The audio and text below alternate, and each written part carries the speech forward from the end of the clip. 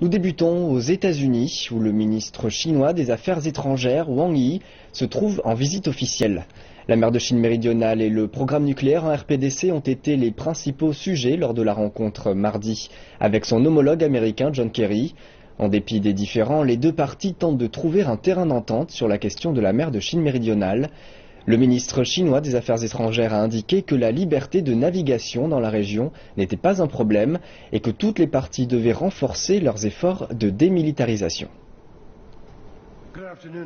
Wang Yi était épaule contre épaule avec John Kerry, affichant son désir de travailler ensemble.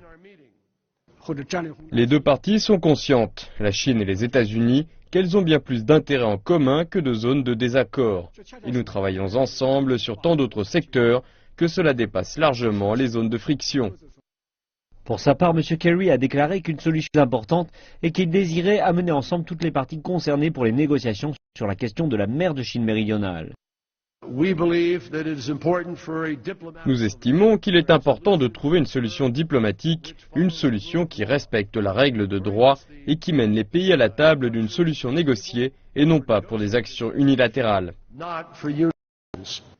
M. Wang a affirmé que la Chine avait historiquement possédé ces îles en mer de Chine méridionale et désirait la paix, la stabilité et la liberté de navigation dans la région. Mais il a indiqué qu'il ne voulait pas voir davantage de reconnaissance militaire rapprochée ni de déploiement de contre-torpilleurs ou de bombardiers stratégiques dans ses eaux territoriales.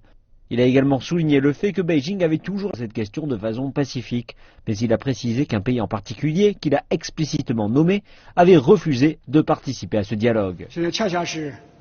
C'est absurde et nous n'oublions pas de le mentionner, il s'agit des Philippines.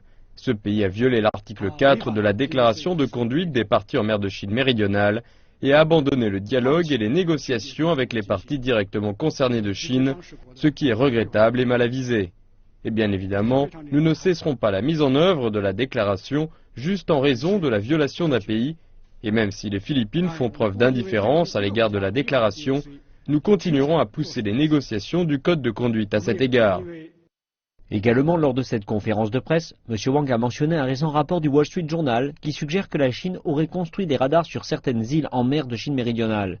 Mais le ministre chinois des Affaires étrangères a indiqué que l'accent ne devait pas porter uniquement sur la Chine, mais sur les nombreuses installations militaires d'autres pays dans la région. J'espère que les médias ne verront pas uniquement le radar, mais le plus important peut-être, que chaque jour, il y a des armements avancés et d'autres équipements qui émergent en mer de Chine méridionale, dont des bombardiers, des contre-torpilleurs stratégiques, et pourquoi est-ce que les gens ont choisi de les ignorer? M. Wang a souligné le fait qu'au cours des dernières décennies, certains pays ont illégalement occupé les îles et récifs de Chine et les ont militarisés, pas uniquement avec des radars, mais avec de l'artillerie.